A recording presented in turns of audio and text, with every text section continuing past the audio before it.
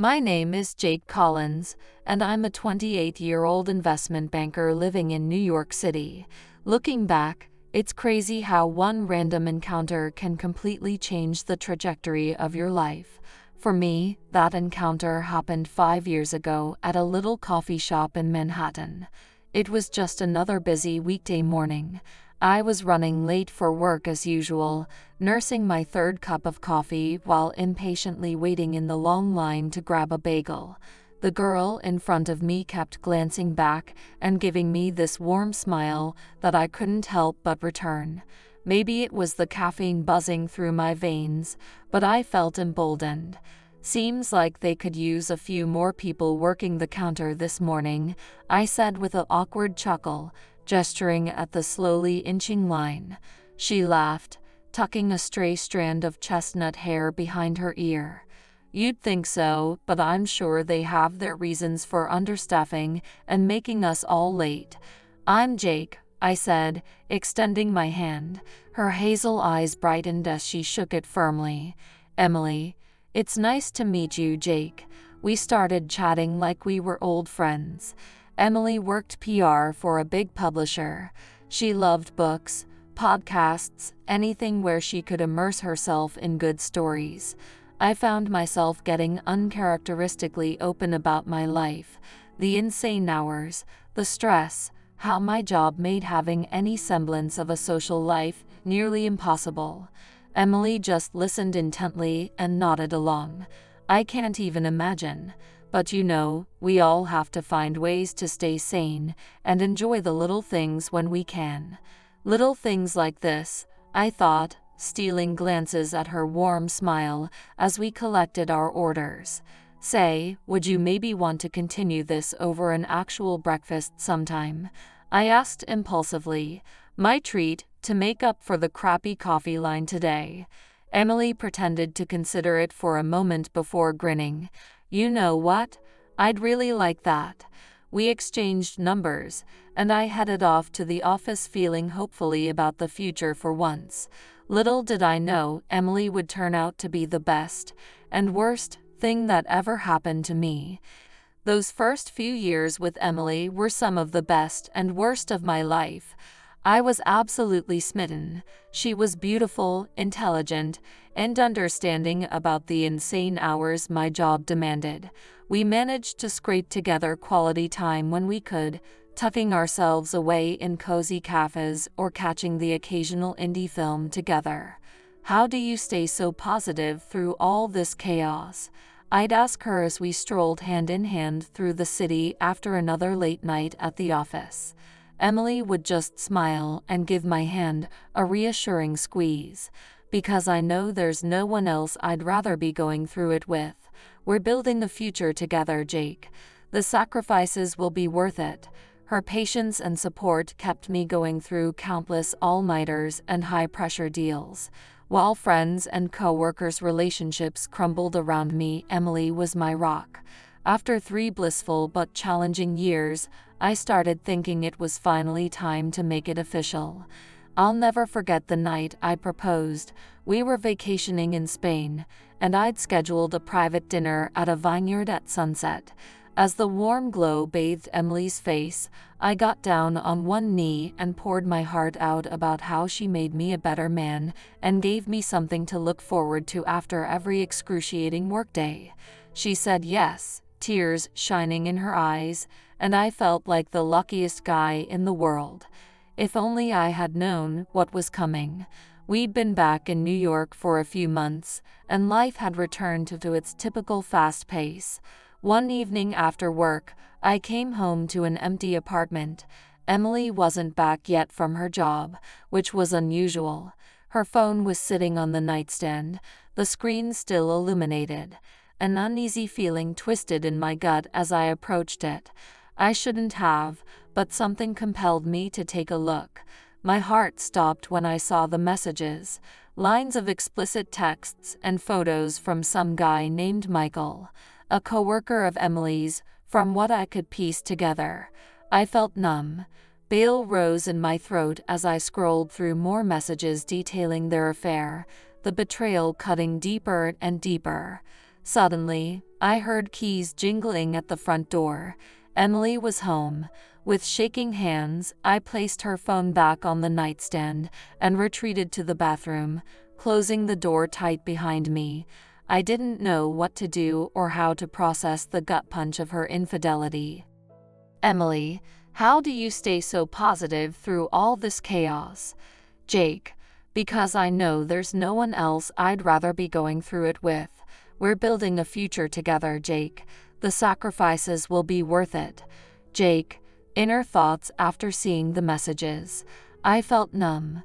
Bile rose in my throat as I scrolled through more messages detailing their affair, the betrayal cutting deeper and deeper. The days and weeks after discovering Emily's affair were some of the darkest of my life. We barely spoke. I could barely look at her without feeling that sinking feeling of betrayal all over again. She tried explaining, apologizing, promising it didn't mean anything. But the damage was done.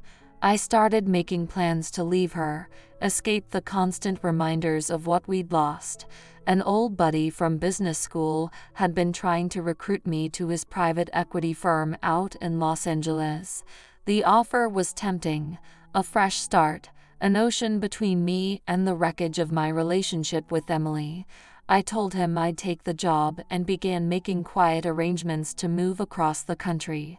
The thought of confronting Emily, watching her beg and cry when I told her I was leaving, it was too much. I figured disappearing while she was at work one day would be easier for both of us. No sloppy, emotional discussions to sit through, just a clean break. But then something happened that changed everything. I met Sophia Erickson. It was another late night at the office, and I was the last one there as usual. The cleaning crew had already come and gone, which is why I didn't expect to hear the soft lilt of someone's voice coming from the lounge area. I followed the sound, and that's when I saw her, a beautiful young woman with long blonde hair, casually sitting on the sofa and working on her laptop. "Oh, I'm so sorry. I didn't realize anyone was still here," she said, quickly sitting upright. "I'm Sophia. A friend let me in to use the lounge since the library is closed late." Something about her warm, genuine smile and those sparkling blue eyes. It put me at ease in a way I hadn't felt in months. We ended up talking for hours, losing track of time as I told her about Emily, the affair, my plans to leave. "I'm so sorry you had to go through that," she said softly, resting her hand on my arm. "I went through a similar situation back home in Sweden. It's one of the most painful things anyone can experience."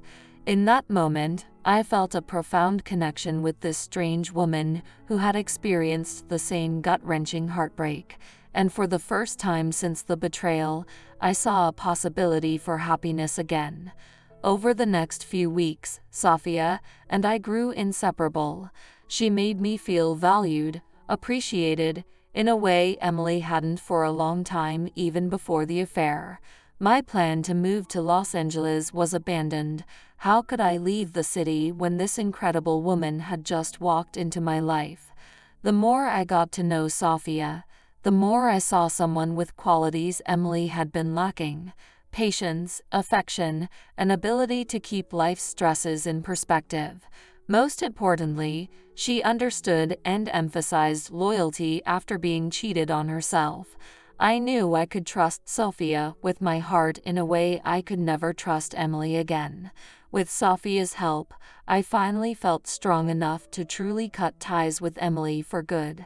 As Sophia and I grew closer over the next few months, she helped me navigate the turbulent waters of processing Emily's betrayal in a way I never could alone. Our shared experiences with infidelity gave us an intimate understanding of each other's pain. "I felt so worthless after my ex cheated," Sophia confided one night over glasses of wine at her apartment. "Like I wasn't enough for him to stay faithful." I nodded slowly, the familiar ache tightening my chest. "Exactly. It's like your whole reality gets shattered." You can't help but wonder what you did wrong, if there were signs you missed. Sophia squeezed my hand reassuringly. But Jake, none of it was your fault. Emily was the one who betrayed your trust and violated your relationship. You didn't deserve that. Her words helped ease the burden of guilt and self-doubt I'd been carrying. For the first time, I felt understood and validated instead of questioned. With Sophia, I was able to open up about the darker moments, like finding those messages on Emily's phone and the numb, sinking feeling of having my heart torn out. She simply listened without judgment, her eyes full of empathy and care. "I'm so sorry you had to go through that," she said softly, pulling me into a tight hug. "But I'm here now. We'll get through this together."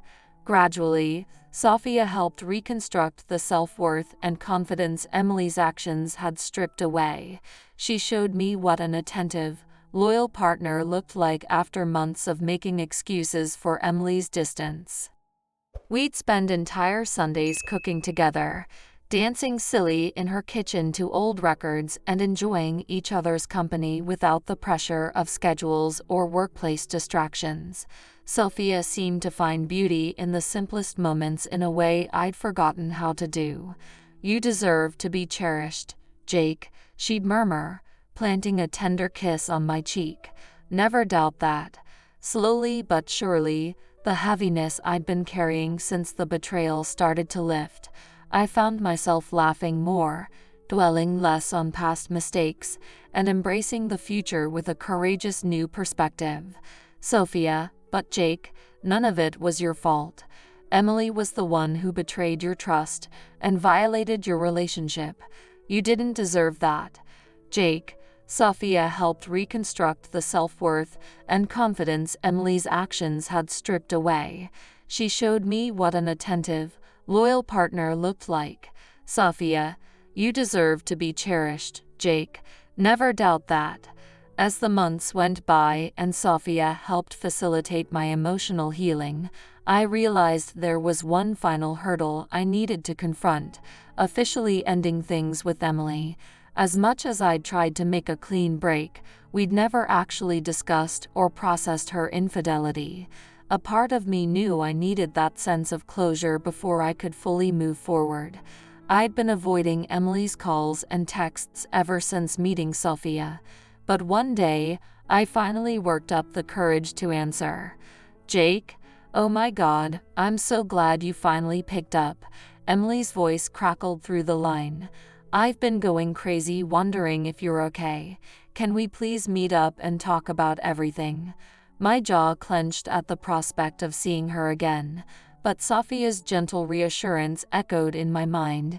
This was something I needed to do for myself. I took a steadying breath. "Fine, let's meet at the diner on 3rd tomorrow night." The next evening, Sophia gave me an encouraging peck on the lips before I headed out. "You've got this. Be strong, and remember how much progress you've made." When I arrived at the diner, Emily was already seated in a booth by the windows, nervously fiddling with a napkin.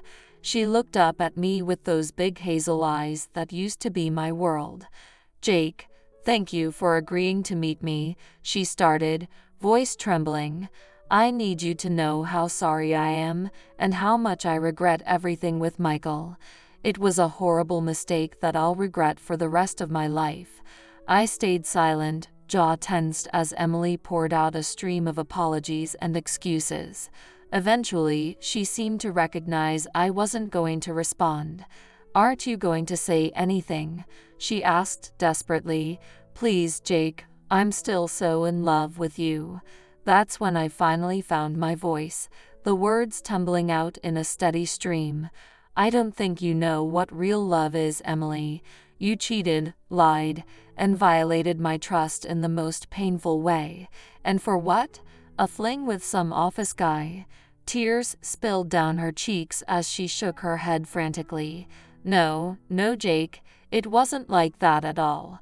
I made a mistake, but I still want to make this work. We can move past it." Pulling my phone from my pocket, I unlocked it and slid it across the table so she could see the screen, The damning thread of explicit messages and images that destroyed everything between us. I want you to really look at this, Emily. Look at what your mistake did to us, to me. I'm done being jerked around. We're through. A strangled sob escaped her lips as she scanned the phone, finally seeing the evidence of her betrayal plain as day. It was a harsh dose of reality, but one I needed her to confront head-on if I ever stood a chance of healing completely. As the tears streamed down Emily's face, I felt lighter, like the last remains of toxicity between us had finally been excised. When she looked up at me with those red-rimmed eyes, something shifted, not love or hatred, but acceptance and release. The next morning, I woke up next to Sophia feeling genuinely hopeful about my future for the first time in a long time. Emily, Jake, thank you for agreeing to meet me. I need you to know how sorry I am, and how much I regret everything with Michael. Jake, I don't think you know what real love is, Emily. You cheated, lied, and violated my trust in the most painful way. And for what? A fling with some office guy. Emily, no, Jake, it wasn't like that at all. I made a mistake, but I still want to make this work. We can move past it. Jake shows Emily the explicit message evidence. I want you to really look at this, Emily. Look at what your mistake did to us, to me. I'm done being jerked around. We're through. It's been 2 years since that night at the diner when I officially cut ties with Emily. 2 years of focusing on healing, growing, and building a healthy, trusting relationship with Sophia. And I've never been happier.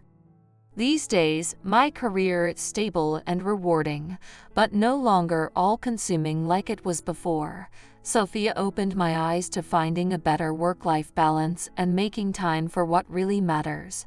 Quality time with loved ones, personal growth, appreciating the little joys. We ended up moving in together after about a year of dating. Honestly, coming home to her bright smile and caring embrace after long days is what gets me through it all. We make stupid jokes over home-cooked meals, binge-watch ridiculous shows, and plan local adventures together every weekend. It's simple, but deeply contenting in a way my flashy, high-pressure life with Emily never was. Weekends are often spent hiking the trails near our place, or checking out new neighborhoods and holes in the wall that Sophia finds a way to make feel special. She's taught me to slow down and be more present instead of always rushing ahead. This is what it's all about, Jake, she'll say as we savor cups of coffee on our balcony. No deadlines, no emails, no distractions. Just us and this moment. When I'm wrapped in her arms on mornings like those, I finally understand what real, devoted love feels like. Something Emily and I never came close to despite years together. With Sophia, there's no scoreboard, no doubts or insecurities lingering, just an unconditional trust and commitment that grounds our relationship in a way mine with Emily never had a chance. She's helped me become a better man, more self-aware, emotionally available, and intentional about my priorities. Meeting Sophia made me realize I'd been settling for so long, accepting Emily's emotional distance as the status quo when I deserved so much more. I'll always carry some scars from the betrayal and damage Emily left me with, but they've faded into bittersweet reminders of where I've been and how fortunate I am to now know the beauty and fulfillment of being truly cherished. So to anyone out there who can relate to the pain and heartbreak I went through, please know, it gets better. Have faith that you'll eventually find someone who shows you what you're truly worth and makes you a priority. Real, devoted love may seem elusive after devastation, but it's absolutely worth holding out for. If you enjoyed this story about love, loss, and redemption, I would really appreciate it if you would give it a like and subscribe to the channel. Thanks for watching, and I'll see you all again very soon.